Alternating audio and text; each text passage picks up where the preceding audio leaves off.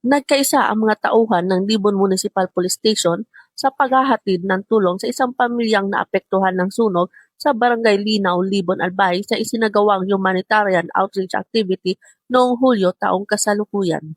Sa pangunguna ni Police Major Christian Ibrowal, Acting Chief of Police ng Libon NPS, nagkaloob ang mga pulis ng food packs, mga damit at tulong pinansyal upang makatulong sa agarang pangangailangan ng pamilyang nawalan ng tahanan at mga ari-arian dahil sa insidente ng sunog.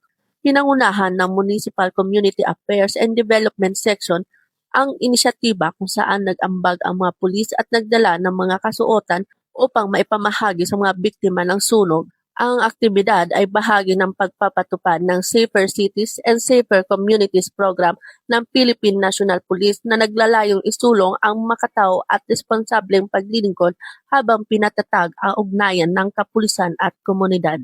Nakaangkla rin ito sa programang Kasurog. Narito kami ni Police Brigadier General Erosito N. Miranda, Regional Director ng Police Regional Office 5, at sa advokasiyang serbisyong Noel ni Police Colonel Noel Donato Nunez, Provincial Director ng Albay Police Provincial Office, na kapwa naglalayong maghatid ng maagap at malasakit na serbisyo sa mamamayan.